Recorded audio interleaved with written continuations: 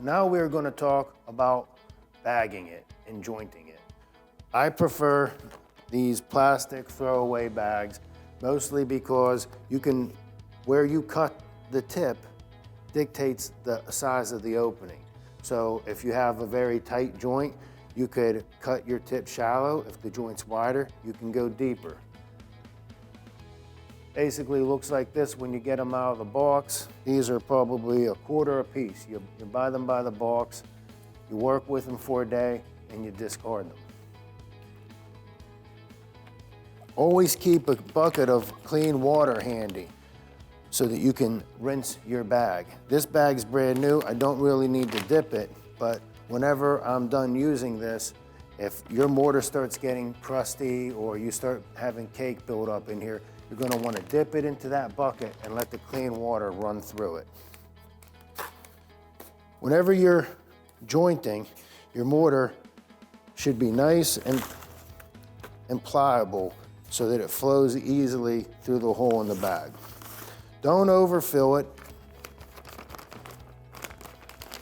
And what you're going to want to do is you don't want to squeeze. All that does is create undue stress on your hand. You're going to be very fatigued very quickly if you squeeze. It's not as effective. What you want to do is twist. Just twist, just like a pastry chef would. You want the tip to go all the way into the joint, to the back of the wall, to your scratch coat, and work your way out from there.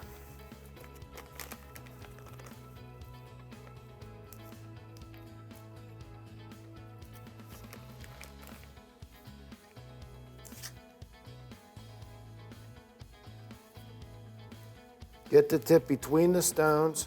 You don't want to smear the face of the stones by pushing it in from out.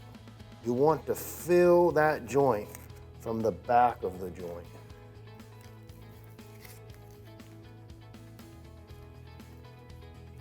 So this mortar's not going so smooth, so what I could do is I could make my hole a little bit bigger.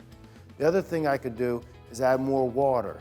But if it's the end of the day, I don't want to add more water because I'll be waiting too long to strike the joint. Sometimes at the end of the day, you got to muscle it a little bit, or if the joints allow, make the hole in your bag bigger.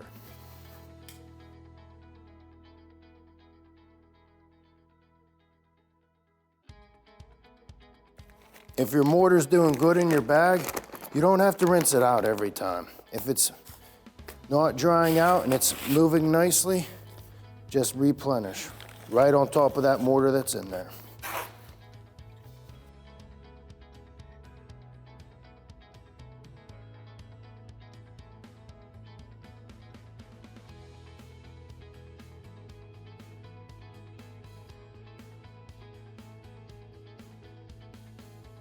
If your mortar in the bag is getting a little stiff, dip it in the bucket of water and give it a rinse.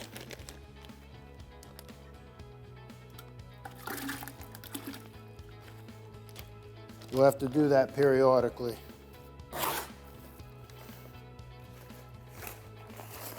Try to keep as much of the mortar inside the bag as you can.